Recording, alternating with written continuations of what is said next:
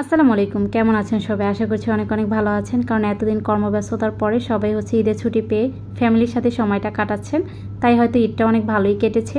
এই কোরবানি ঈদে তো আমাদের সকলেরই খুব ব্যস্ততার মধ্যে কাটে, কেউ বসে থাকতে পারি না, কোনো না কোনো কাজ করতেই হয়। আর যারা কোরবানি দেন তাদের তো আরো বেশি কাজ থাকে। আমরা সকলে তো একসাথে কাজ করি, সেজন্য হয়তো একটু ভালো লাগাও কাজ করে। তবে আমি কিন্তু একাই কাজ করি। তো সকাল থেকে রাত পর্যন্ত ঈদের দিন আমি কি করলাম সেই নিয়ে একটি ব্লগ শেয়ার করছি আপনাদের সাথে। আশা করছি আপনাদের কাছে খুব ভালো লাগবে।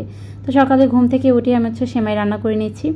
ঈদের দিন সেমাই রান্না করব না সেটা তো হতেই পারে না, সেজন্য লাচ্চা সেমাইটাই রান্না করে নিচ্ছি। আর দুধ বসিয়ে দিয়েছি প্রথমে, তারপরে গোটা কিছু মশলা দিয়ে এখন পরিমাণ মতো চিনি দিয়ে দিচ্ছি। চিনি দিয়ে কিছুক্ষণ জাল করে নেব। আর আমি এই সেমাইটা কিন্তু আমার মা দাদিদের মতোই রান্না করব। আমি কিন্তু সেমাইটা আগে থাকতে ভাজিনি, শুধু দুধে ভিজিয়ে নেব। ঝটফট যেভাবে রান্না করা যায় ঠিক সেভাবেই রান্না করে নেব, কারণ অনেক কাজ থাকে ঈদের দিন। আর রোজার ঈদে তো দেখা যায় আমরা শুধু রান্না বান্না করে সারাদিন সময় পাস করতে পারি ফ্যামিলির সাথে। কোরবানি ঈদে তো সেটা হয় না, সবারই কাজ করতে হয়। তো দুধটা আমি কুসুম গরম অবস্থায় কিন্তু সেমাইয়ের উপরে দিয়ে দিয়েছি। তারপর কিছুটা কিশমিশ দিয়ে দিয়েছি, আজকে আর বাদাম দিইনি, একদম চটজলদি যেভাবে রান্না করা যায় সেভাবে করে নিয়েছি। তো খেয়ে দিয়ে তারপর আমার বোনের জন্য একটা জামা বানাচ্ছিলাম, একেবারেই সিম্পল। তো আগে দেখা যায় ঈদের দিন আমাকে মেশিনে বসতেই হতো, আর বিয়ের পরে তো সেটা আর হয় না। আর এখন বাচ্চাদের জন্য একদমই পাই না, সেজন্য নিজেরটা দোকানে সেলাই করা হয়। তবে ছোট বোন বায়না ধরছিল যে ঈদের দিন এই জামাটাও পরবে। ঠিক মতোই বানিয়ে দিয়েছিলাম, কিন্তু আর এটা পরেনি, অনেক গরম ছিল, সেজন্য নর্মালি একটা জামা পরে নিয়েছে।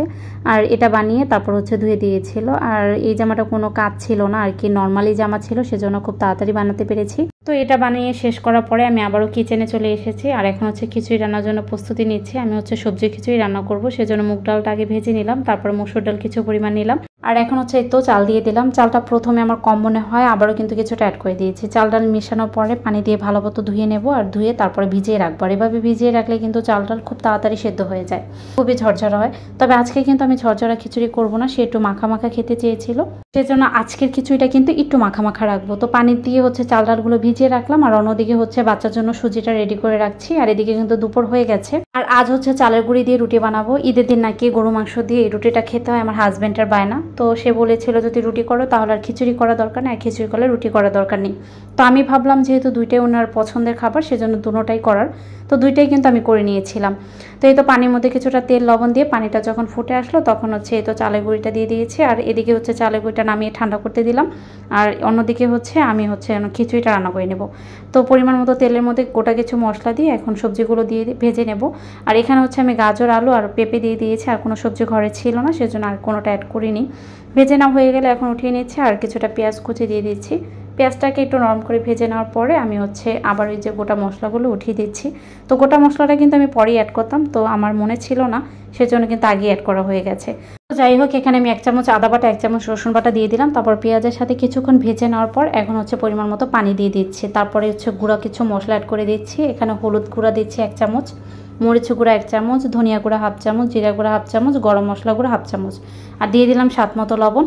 এখন মশলাটা ভালো মতো কষিয়ে নেব। আর মশলাটা যখন ভালো মতো কষানো হয়ে যাবে এখন চাল ডালগুলো দিয়ে দিচ্ছি।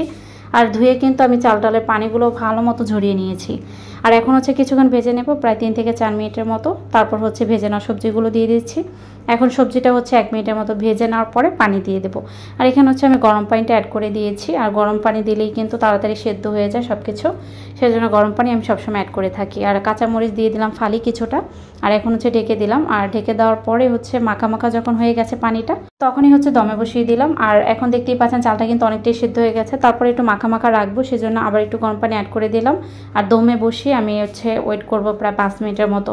আর এরই মধ্যে কিন্তু খিচুড়িটা রান্না একেবারে ডান। আজকে আর ঘি অ্যাড করবো না, কোনো কিছুই আমি অ্যাড করবো না, এভাবে রান্না করে নিলাম। তো দুপুরে কিন্তু এই খিচুড়িটা আর খাওয়া হয়নি, যেহেতু আমি চালের গুঁড়ির রুটি বানিয়েছিলাম, এটাই খাওয়া হয়েছিল। তো খিচুড়িটা আমি নামিয়ে রেখেছি। আর মাংস এখনও রান্না করা হয়নি, মাংস যখন আনবে তারপরে রান্নাটা করব। আর দেখা যায় সব যদি একসাথে রান্না করতে আসি তাহলে কিন্তু বাড়তি আর কোনো কাজ করতে পারবো না, সেজন্য আমি নিজের কাজগুলো এক এক করে গুছিয়ে রাখছিলাম। তো এখানে এই তো চালের গুঁড়ির এই খামিটা যখন ঠান্ডা হয়ে গেছে, এখন পানি দিয়ে অল্প অল্প তারপর এভাবে মেখে নিয়েছি। আর এভাবে পুতার মতো করেছি। আমাদের দেশে কিন্তু এভাবে পুতার মতো করে তারপরে সুতা দিয়ে কেটে নেয়। আর এভাবেই কিন্তু আমার মা দাদিদের সব সময় দেখতাম, আর আমি এটাই ফলো করি। আর এভাবে রুটি বেলতে আমার কাছে খুব ভালো লাগে, মনে হয় চোখের পলকে রুটিটা বেলা হয়ে যায়, আর রুটিগুলো খুব সুন্দর গোল হয়। তো এই তো সবগুলো আমি এভাবে সুতা দিয়ে কেটে নিয়েছি, আর এক এক করে বেলে নিচ্ছি। আর আমি বেলছিলাম আর ভাজছিলাম, এভাবেই তাড়াতাড়ি করার চেষ্টা করছিলাম, যেহেতু আমি একাই ঘরে কাজ করি, তো সবকিছু তো আমার একা হাতে করতে হয়। আর এই চালের গুঁড়ি রুটি তো অনেকেই হয়তো পছন্দ করেন, গরু মাংস দিয়ে কিন্তু আমার কাছে বেশ ভালো লাগে। আজকে কিন্তু প্রত্যেকটা রুটি ফুলেছে, আলহামদুলিল্লাহ সবসময় আমার রুটিগুলো ফুলে। আর এইভাবে সবগুলো রুটি ভেজে নিয়েছি আর একটি জালির উপরে একটি সুতি কাপড় দিয়ে এখন হচ্ছে রুটিগুলো রেখে দিচ্ছি, তাহলে কিন্তু রুটিগুলো বেশ নরম থাকে। আর মাংসটা আসার পরে এইভাবে হচ্ছে আমাদের ঘরের জন্য কিছুটা আমি মেখে জেগে বসিয়ে দিলাম।